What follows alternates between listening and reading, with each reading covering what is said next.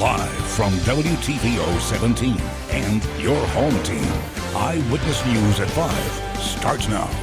Northern Illinois' growing COVID-19 infection rate prompts reaction from the governor. He has a message for state line residents who aren't following other regions' examples. More COVID cases could lead to less business at Rockford restaurants. Some struggling local business owners say they can't take another hit. COVID-19 pandemic's had the opposite effect on the housing market. Rockford area realtors spent the month of August selling fast and breaking records.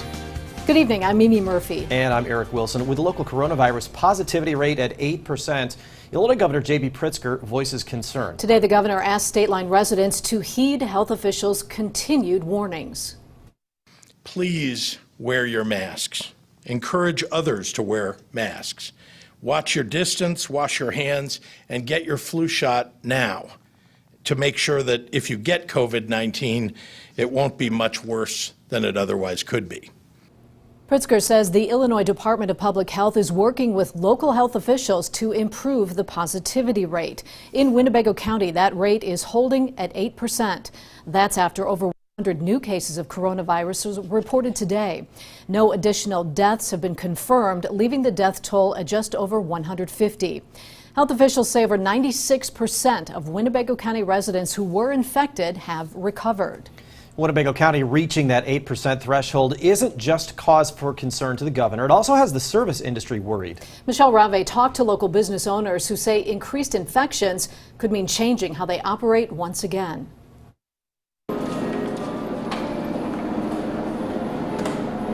A waitress at Octane delivers drinks just before the lunch rush begins.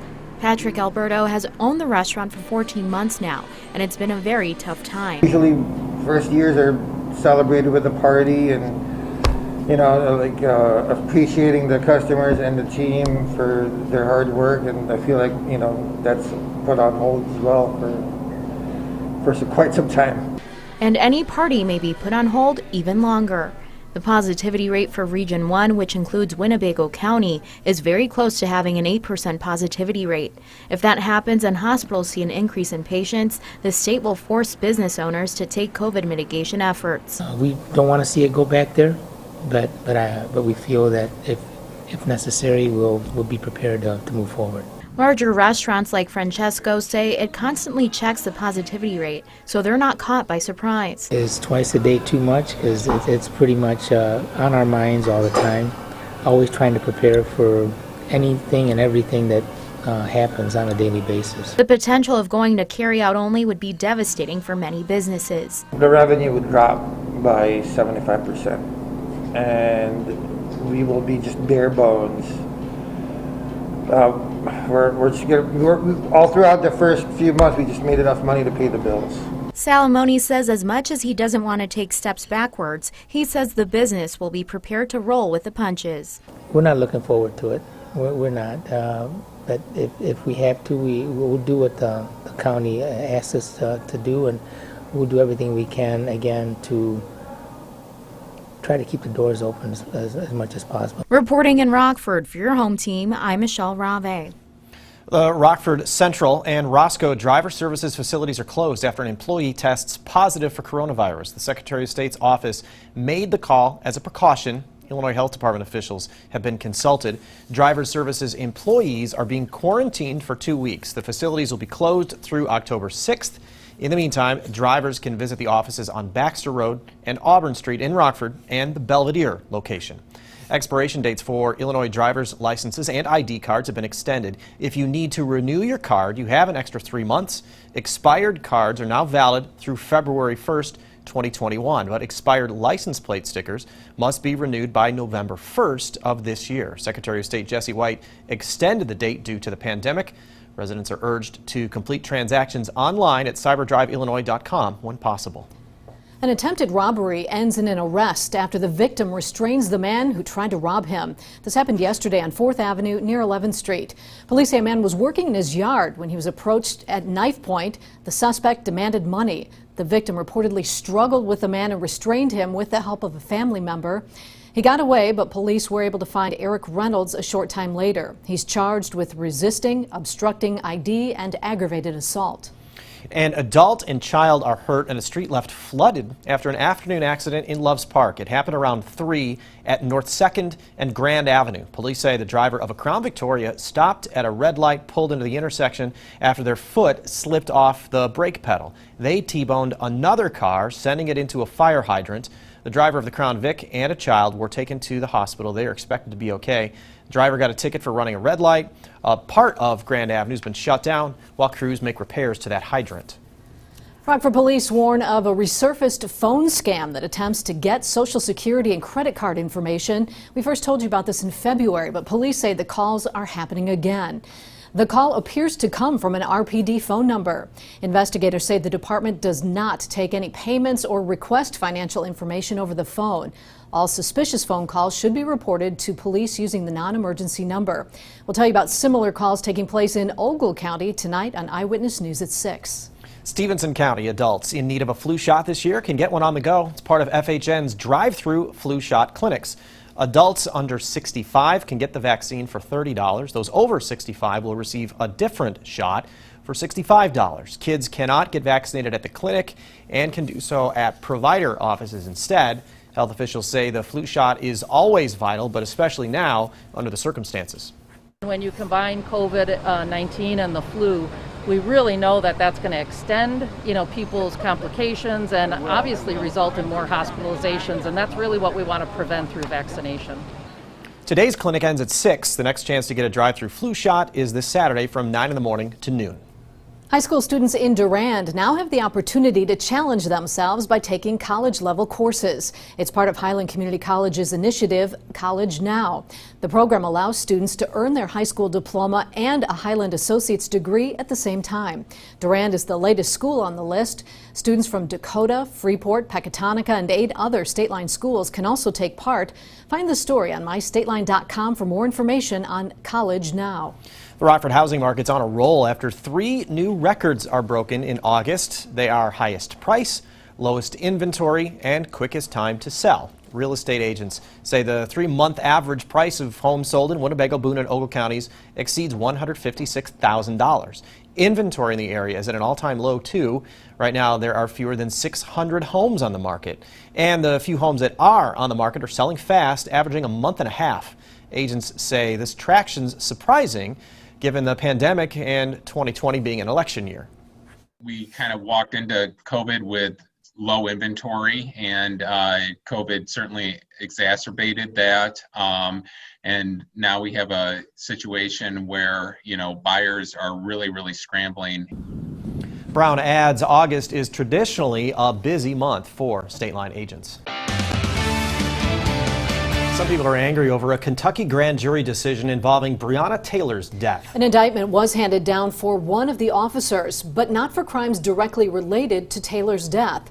Former Louisville Police Detective Brett Hankinson was indicted on 3 counts of wanton endangerment for shooting into neighboring apartments during the raid. No indictments were announced for the other officers involved in Taylor's death. She was shot and killed in March when Louisville police served a search warrant at her home. Ahead of the announcement, police braced for possible demonstrations.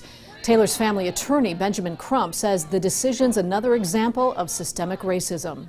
I know the president seems to suggest, and the Attorney General Barr seems to suggest that they don't believe systematic racism exists, but we keep having exhibit after exhibit after exhibit. Last week, the city of Louisville agreed to pay $12 million to Breonna Taylor's family to settle a wrongful death lawsuit. Friends, family, and colleagues remember Supreme Court Justice Ruth Bader Ginsburg. The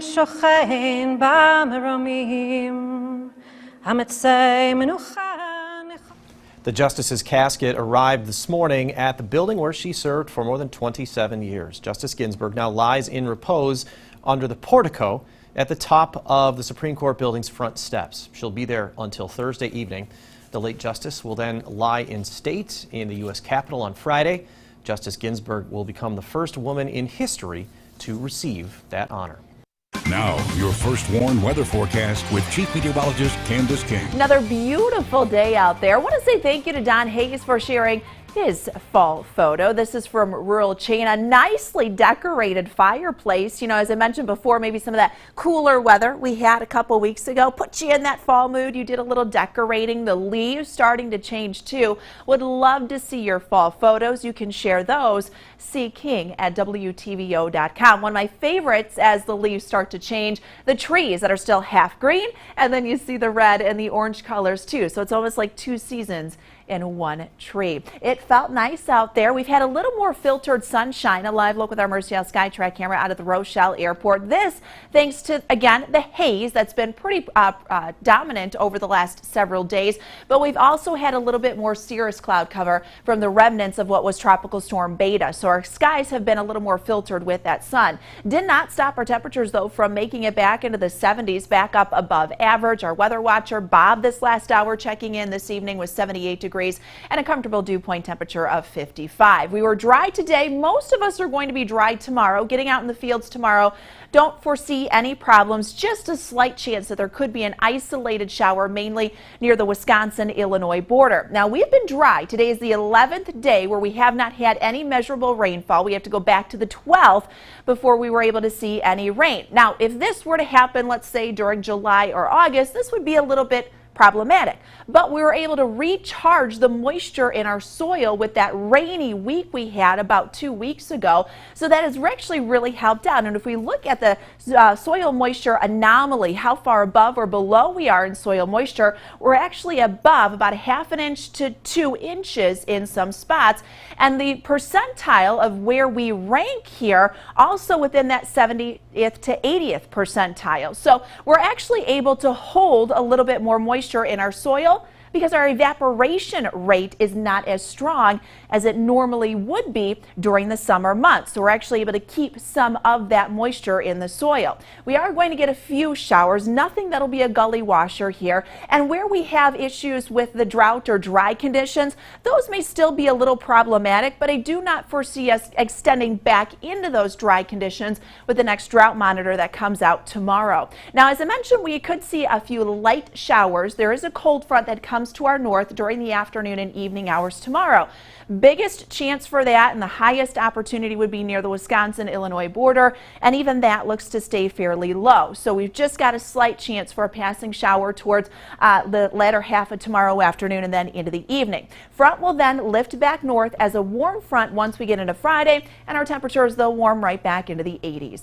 Down to 55 degrees for us tonight. We've got that filtered evening sunshine, partly cloudy. You might notice a little patchy fog out there. With a bit more cloud cover tomorrow, it'll hold temperatures down, but we're still in the 70s for tomorrow afternoon.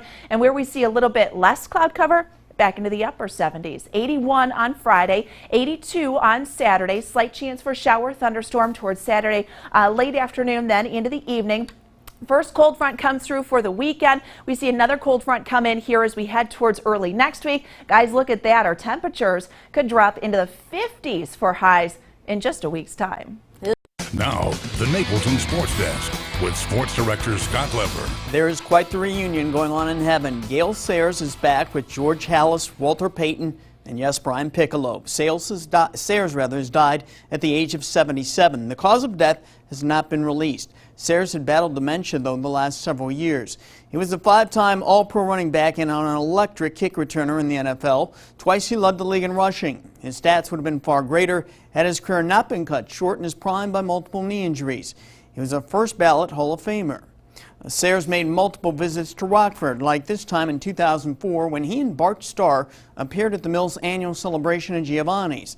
Here's how Sayers described the Bears-Packers rivalry that night. You got a lot of Packer fans in here. You got a lot of Bear fans in here. I'm quite sure, Bart will say something about the Bear-Packer rivalry. To me, it was a war. We didn't hate the Packers, but there was we disliked the Packers. Great stuff. Well, there was another time he visited Rockford, and I asked him if he had ever considered coaching after he was done playing. When I retired from the Bears back in 1971, Tom Landry called me and asked me would I consider being his backfield coach. And, the game was changing a little bit. Players' attitudes was changing a little bit. And I didn't want to be involved in that.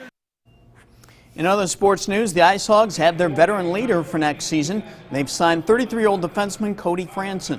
He was a key player on their 2017-18 team that made a run to the Western Conference Finals in the playoffs. He was the Ice Hogs Defenseman of the Year that season. Franson spent the last 2 years playing in the Continental Hockey League. And the IHSA is adding another layer of competition in 2 fall sports. Boys and girls golf and boys and girls cross country will now have sectional competitions. The number of teams and athletes that will compete at the sectionals, though, will be more limited than usual. Our